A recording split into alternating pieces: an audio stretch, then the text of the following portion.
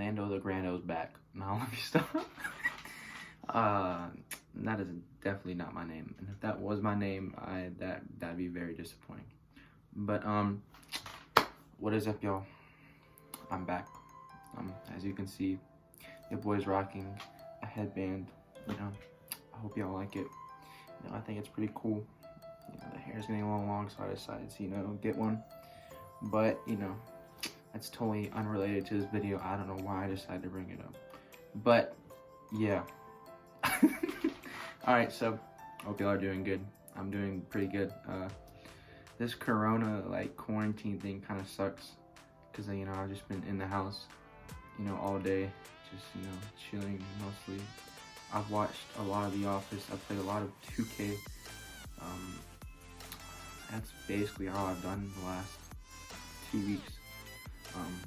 So I decided to make a YouTube video because I've been wanting to make one, but I didn't know like what video I should make.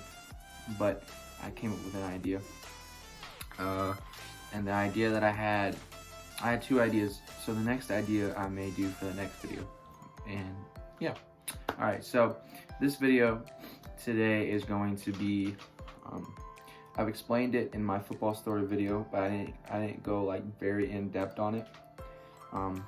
So I decided, you know, I want to go in depth and explain what happened, like full detail. So this video is going to be about my football injury. So like over my life, I've had many like little injuries. Mostly, I've just fractured like, you know, my index finger or one of my fingers on my hand, and I've had to wear one of those like splint things, and so I've kind of just kind of wear one of those. But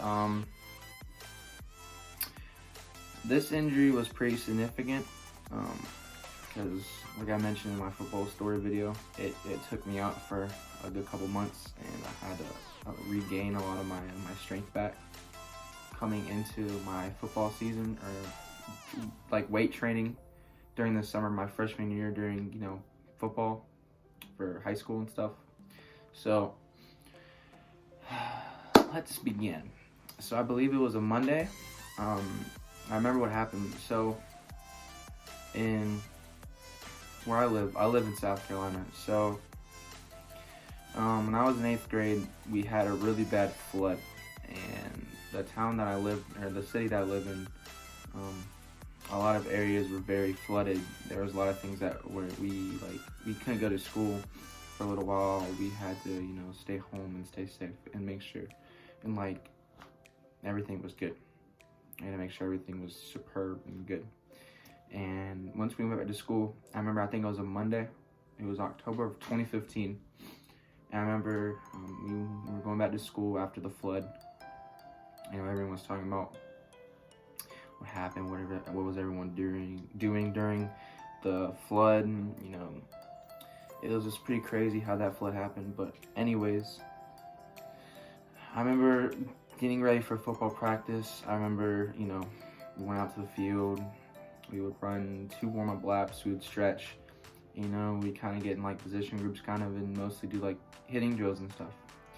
And so I remember we were doing this one tackling drill, and the tackling drill was one person had the football, the other person was basically tackling them.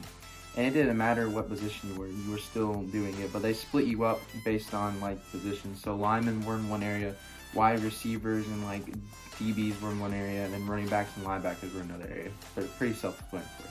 But when it was my go, I remember it was against one of my best buddies. You know, he's watching this video. What's good, bro? Hope you're doing good.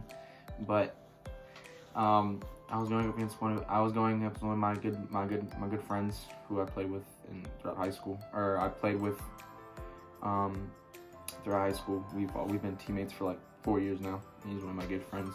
But I remember right before the drill, I was on offense and I was carrying the ball, and I was, you know, gonna try to run either through him or like past him. And I remember I was wanting to like spin. Now let me stress this: if you're a lineman and you ever do one of these drills, please do not spin or try to juke your defender out. Just run right through him.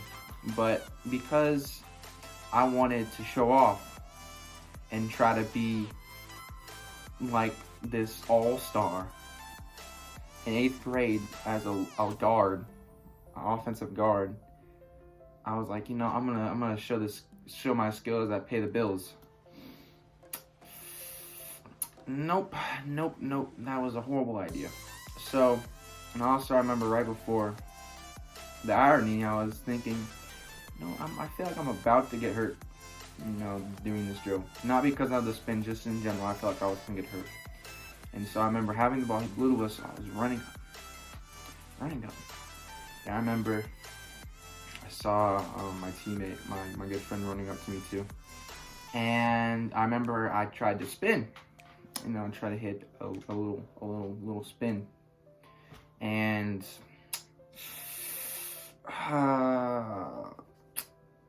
not a good idea. And so this is gonna be a little difficult to explain, but what I believe happened was when I was trying to spin, so I'm spinning and my leg, it gets my body, it gets tackled over, but my leg, as I'm getting tackled, gets pushed in. So as my body's getting pushed over, my leg is getting pushed in. So my leg is basically not like at an angle, but it was screwed at that point.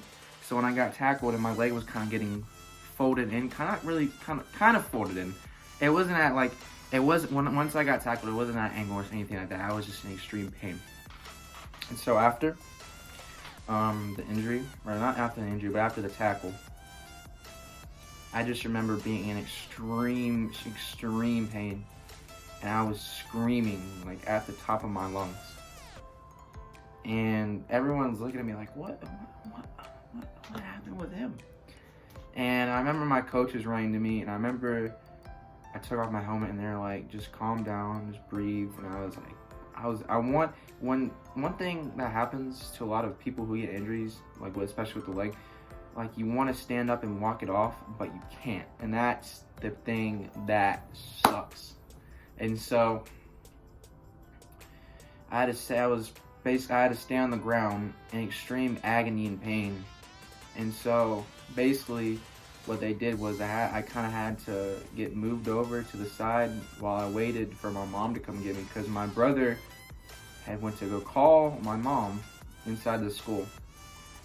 And he basically said, we thought at first I had dislocated my knee. So that's what he said to my mom. And so my mom rushed to the school, and I remember getting picked up. I had to get carried, not carried, but I was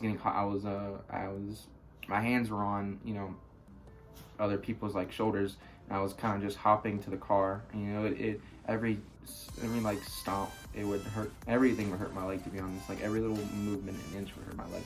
And I remember everyone was clapping for me. It felt good when everyone was clapping for me. So that was the highlight of that. But what happened next was I remember I had to get in my backseat of my car, or my mom's car, and I couldn't bend my leg. My leg was screwed. My leg was absolutely messed up. And so I had to sit in the back seat like I was laying down in a bed. So my leg was kind of propped up on the seat, and I was laying across the seats. And every bump, oh my God, it would hurt. It hurt very, very bad. And it sucked. And at the same time, I was kind of in this state of like shock that this all happened, because I'm sure a lot of people growing up, they think, oh, this is not gonna happen to me. I'm gonna be good. I'm not gonna have an injury like this. Well, that mindset that I had did surely not live up to the hopes and dreams I had, kind of look into, I guess, if that makes sense. What I mean by that is having hopes that I'm not gonna break anything as severe as this.